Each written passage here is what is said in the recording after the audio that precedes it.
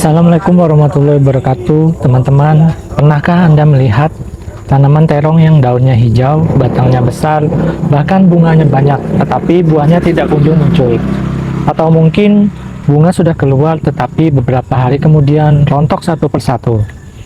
Kalau Anda pernah mengalaminya, jangan buru-buru menyalahkan bibitnya, karena dalam banyak kasus penyebab terong tidak berbuah justru berasal dari kesalahan perawatan yang sering kita lakukan tanpa disadari. Di video kali ini saya akan membahas beberapa penyebab utama kenapa tanaman terong tidak berbuah, serta cara mengatasinya. Jadi pastikan tonton sampai selesai, karena mungkin salah satu penyebabnya sedang terjadi di kebun Anda. Penyebab pertama, terlalu banyak pupuk nitrogen. Kesalahan ini paling sering dilakukan oleh pemula. Banyak yang berpikir semakin banyak pupuk semakin bagus hasilnya. Padahal jika pupuk yang diberikan terlalu tinggi kandungan nitrogennya, tanaman memang tumbuh sangat subur, daunnya lebar, batangnya besar, namun energi tanaman habis untuk menumbuhkan daun, bukan membentuk bunga dan buah. Kalau tanaman Anda hijau subur tetapi tidak kunjung berbuah, coba evaluasi kembali jenis pupuk yang digunakan. Penyebab kedua, kurang sinar matahari. Terong adalah tanaman yang sangat menyukai cahaya matahari. Idealnya, tanaman mendapatkan sinar matahari langsung minimal 6 hingga 8 jam setiap hari.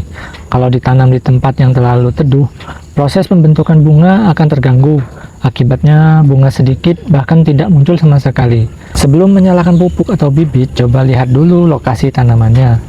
Penyebab ketiga, penyerbukan tidak maksimal. Bunga yang sehat belum tentu menjadi buah. Bunga harus mengalami penyerbukan. Biasanya proses ini dibantu oleh lebah, kupu-kupu, atau angin. Ketika jumlah serangga penyerbuk sedikit, kemungkinan bunga gagal menjadi buah juga lebih besar. Karena itu, hindari penggunaan pestisida berlebihan saat tanaman sedang berbunga. Penyebab keempat, penyiraman tidak tepat. Ada yang terlalu sering menyiram, ada juga yang justru jarang menyiram. Keduanya sama-sama tidak baik. Kalau terlalu becek, akar mudah rusak. Kalau terlalu kering, bunga akan mudah rontok. Jagalah kelembapan tanah tetap stabil, terutama saat tanaman mulai berbunga. Penyebab kelima, serangan hama dan penyakit. Kadang bunga sudah banyak, namun beberapa hari kemudian semuanya rontok. Setelah diperiksa, ternyata ada kutu daun dan ulat atau jamur yang menyerang.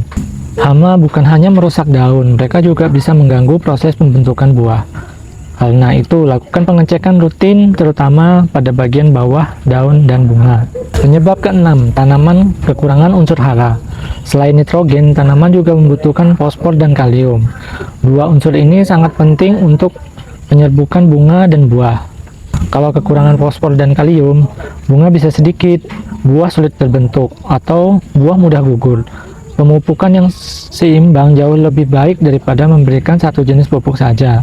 Pengalaman yang merubah cara saya pernah melihat dua tanaman terong yang ditanam di waktu yang hampir bersamaan. Yang pertama, daunnya sangat lebat, tetapi buahnya hampir tidak ada. Sedangkan tanaman yang kedua tidak terlalu besar, tapi buahnya bergelantungan di setiap cabang. Setelah diperhatikan, ternyata perbedaannya sederhana.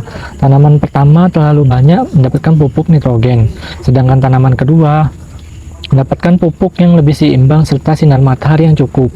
Sejak saat itu, saya sadar bahwa tanaman yang terlihat paling subur belum tentu menghasilkan panen terbaik.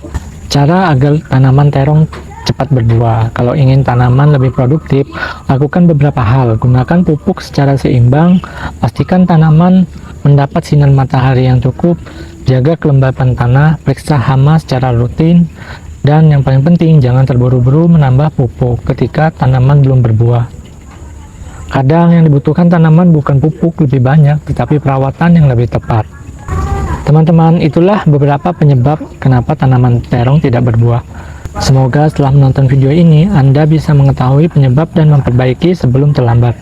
Kalau Anda pernah mengalami masalah hal yang sama, silahkan tulis pengalaman Anda di kolom komentar. Kalau video ini bermanfaat, jangan lupa tekan tombol like dan subscribe, aktifkan lonceng notifikasi agar tidak ketinggalan video berikutnya seputar pertanian, perkebunan, dan tips budidaya tanaman. Saya juga akan terus berbagi pengalaman dan solusi sederhana yang bisa langsung dipraktikkan di kebun. Terima kasih sudah menonton. Wassalamualaikum warahmatullahi wabarakatuh.